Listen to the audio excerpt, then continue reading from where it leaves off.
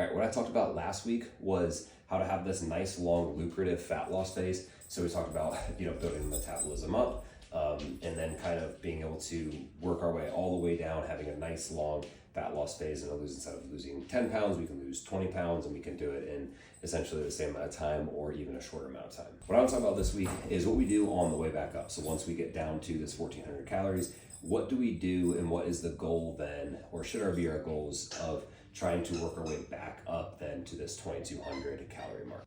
That build phase is very important because when I can build more muscle, I'm going kind of with the trend of what I'm trying to do anyway. We already talked about you can't go lower than 1,400 calories because that leads to hormonal dysfunction, or that leads to disrupted sleep and metabolism. So when we are inherently going up in calories and we are in a build phase, we are giving the body more energy, increasing the metabolism, which is then inherently easier to then build muscle, right?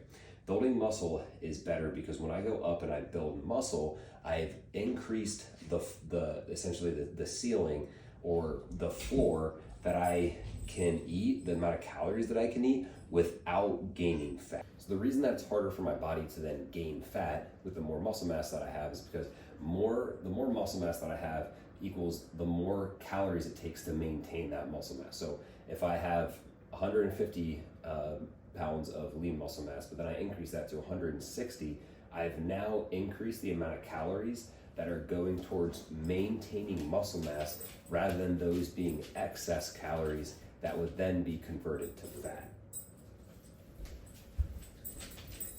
So this is the same concept that I was talking about, and this is why research has shown that people that have a higher amount of muscle tissue, of lean muscle tissue, actually have a higher amount or a higher metabolism because of this exact same concept. So one way to kind of help you visualize that would be if my just like metabolic rate to just maintain where I'm at is 2,000 calories. If I gain 10 pounds of lean muscle mass, then if I could increase that then to 2,200 calories, then I can eat 200 calories or 200 or maybe 300 calories a day more without gaining fat. That means then if I'm working out or exercising, I would have to do less work to burn less calories then to kind of maintain where I'm at too, because I have a bigger bandwidth that I can use in order to maintain where I'm at. The overall idea is that I want to go with kind of my body's natural biological needs or metabolic needs, right? So if we go back to the concept of I'm going to go from 2,200 calories down to, in a burn phase, right? Not a build phase, down to 1,400 calories, right? I can't go any lower than that. If you've done that correctly, you've already lost 15, 20 pounds.